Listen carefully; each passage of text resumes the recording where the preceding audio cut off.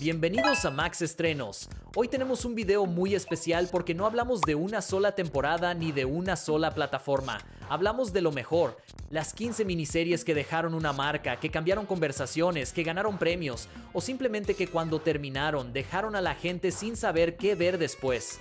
Vamos a repasar desde lo muy bueno hasta lo absolutamente imprescindible, cruzando géneros, años y fronteras. Algunas las conoces, otras quizá te sorprendan. Pero antes de comenzar el video, me ayudaría muchísimo si te tomaras un momento para dejar un me gusta y suscribirte al canal. Gracias por tu amable apoyo. Número 15. Maniac. Bueno, imagínate que te ofrecen una pastilla capaz de borrar tu dolor más profundo, curar cualquier trauma, resolver lo que sea que te tiene roto por dentro. Suena a milagro, ¿verdad? Eso es exactamente lo que el Dr. James Muramoto le promete a Annie Landsberg y Owen Milgram, dos desconocidos que se cruzan en un ensayo clínico experimental donde nada, absolutamente nada, sale como estaba planeado. Emma Stone y Jonah Hill construyen una química extraña, melancólica y fascinante entre dos almas perdidas que el sistema dejó a la deriva. Cada cápsula los lleva a un mundo distinto: espías en los años 70, aventureros medievales, estafadores de los 40. Maniac no es una serie fácil. Tiene capas, referencias, humor negro y una tristeza sincera que te agarra sin avisarte. Visualmente es una locura controlada, una mezcla de retrofuturismo y surrealismo que pocas series se han atrevido a intentar. Cary Fukunaga la dirige con precisión milimétrica y aunque no fue un éxito masivo, con el tiempo se convirtió en una de esas joyas que quien la descubre no puede callarse. Rara, brillante y completamente única. Número 14. Inimaginable. Mary Adler tiene 18 años cuando reporta haber sido violada en su propio apartamento. La policía la interroga, la presiona, la contradice hasta que ella misma termina retractándose de su denuncia. Entonces la acusan a ella de haber presentado un reporte falso. Lo que sigue es uno de los retratos más desgarradores y necesarios que ha producido la televisión reciente sobre cómo el sistema falla a las víctimas de agresión sexual. Basada en una historia real que ganó el premio Pulitzer, Inimaginable alterna la historia de Marie con la investigación paralela de dos detectives, Karen Duvall y Grace Rasmussen, que sí se toman en serio los casos que nadie más quiere tocar. Toni Collette y Merritt Wever son una dupla que funciona sin esfuerzo aparente, con una naturalidad que desarma. Kaitlyn Dever como Mari da una de las actuaciones más contenidas y devastadoras de los últimos años. La serie no te explota en la cara ni busca el morbo fácil. Te sienta a ver cómo funciona la injusticia desde adentro, con paciencia y honestidad brutal, incómoda, urgente y perfectamente ejecutada. Número 13. Misa de Medianoche. Riley Flynn regresa a Crockett Island después de 4 años en prisión por un accidente de tráfico que le costó la vida a una joven.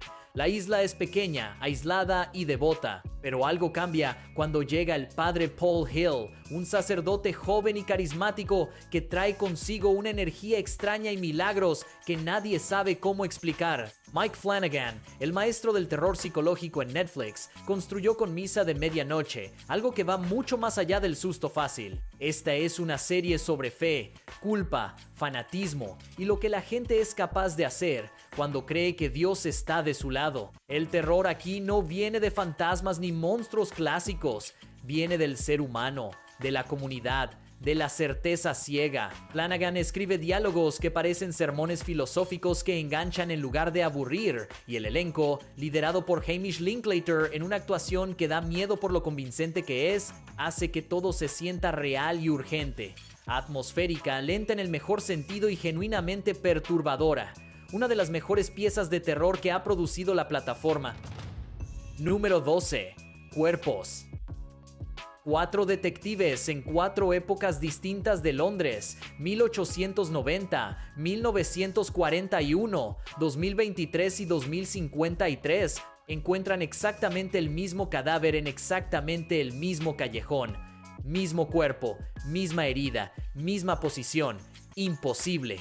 Y sin embargo, ahí está. Cuerpos es una de esas series que te obligan a estar presente en cada escena, porque si parpadeas, pierdes una pieza del rompecabezas. Basada en el cómic de C. Spencer para DC, la serie teje 4 líneas temporales con una precisión que da gusto ver, conectando pistas, personajes y consecuencias a través de décadas con una lógica interna que se sostiene hasta el final. Cada detective tiene su propia identidad narrativa.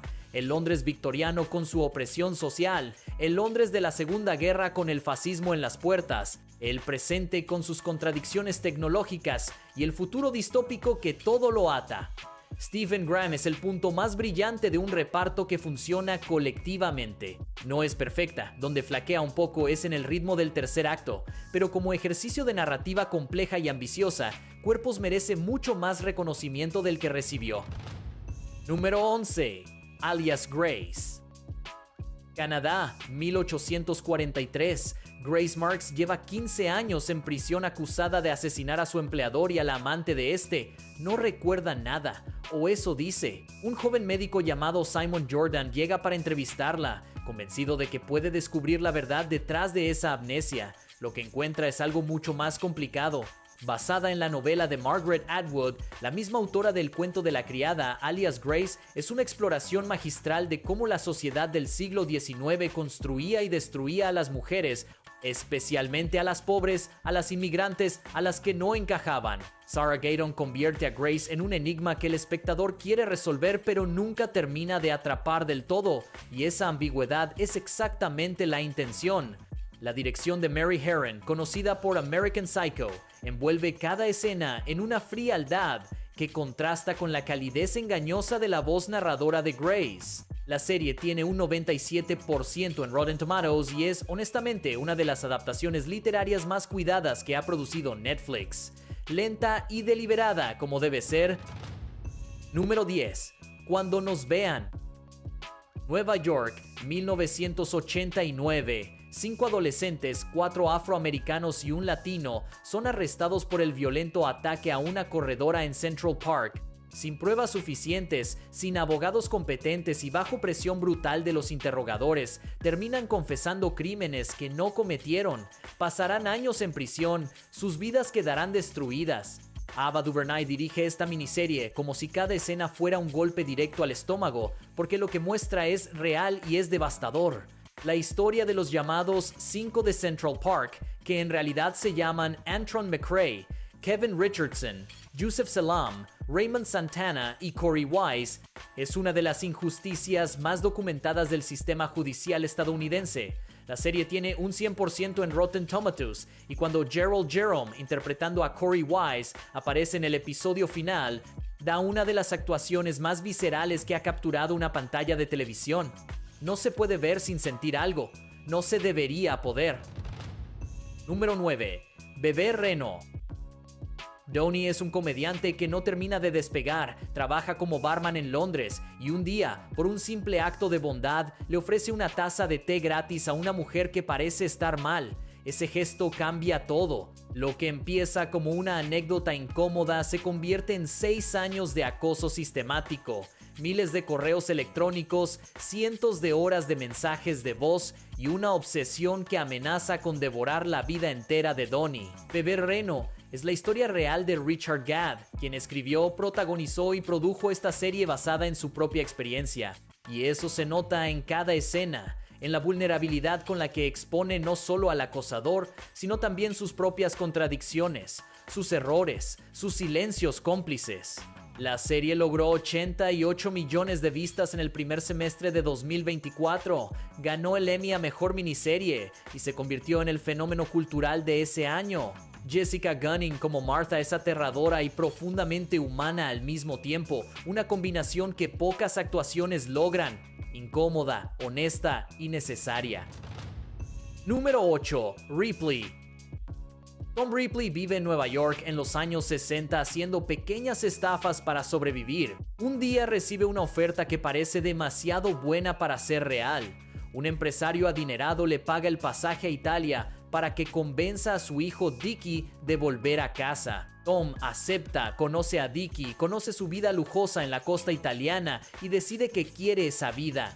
toda para él. Lo que sigue es una de las series más visualmente impresionantes de los últimos años, filmada completamente en blanco y negro, con una fotografía que parece sacada de un museo de arte. Steven Salian, el guionista de Schindler's List, dirige los 8 episodios con una calma casi hipnótica que hace que cada mentira de Ripley se sienta como si estuvieras viendo a alguien pintar un cuadro. Andrew Scott, en el papel principal, es una de las mejores decisiones de casting del año. Frío, calculador, fascinante de odiar. Ripley llegó con pocas expectativas y se fue con 13 nominaciones al Emmy. Donde algunos sintieron que era lenta, los que se dejaron llevar encontraron una de las experiencias televisivas más elegantes de la década. Número 7. La maldición de Hill House. Los Crane pasaron un verano en Hill House siendo niños y algo en esa casa se les quedó adentro para siempre. Décadas después, los 5 hermanos siguen cargando con ese peso, con sus traumas, sus miedos y una madre que desapareció en circunstancias que nadie termina de entender. Cuando la tragedia los vuelve a reunir, Hill House los llama de nuevo. Mike Flanagan no inventó el terror familiar, pero con esta serie lo redefinió. La maldición de Hill House es aterradora de la manera correcta, no con jumpscares baratos, sino con una atmósfera que te va apretando el pecho episodio a episodio hasta que no puedes respirar bien. El episodio 6, filmado en planos secuencia que parecen continuos durante toda su duración, es una proeza técnica y emocional que todavía se estudia. La serie tiene un 93% en Rotten Tomatoes y convirtió a Flanagan en el nombre más importante del terror en streaming. El final no es de miedo, sino de una tristeza que se queda pegada. Eso es lo que la hace grande. Número 6. Beef.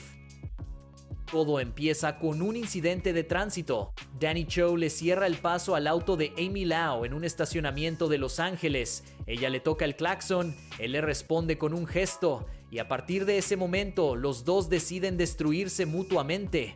Lo que parece una premisa de comedia se convierte en una exploración de rabia, desilusión, soledad y lo que la gente hace cuando siente que la vida no le dio lo que merecía. Steven Yeun y Ali Wong construyen 2 personajes que son opuestos en apariencia, pero idénticos en su desesperación, y la tensión entre ellos es magnética desde el primer episodio hasta el último. Beef llegó con un 98% en Rotten Tomatoes, barrió los Emmys, los Critics' Choice y los SAGs, y se posicionó como una de las series más originales que ha producido Netflix. Lee Sung-jin, el creador, tiene la capacidad poco común de hacer reír y doler al mismo tiempo. Eso sí, el final divide aguas. Hay quien lo ama y quien lo encuentra demasiado extraño.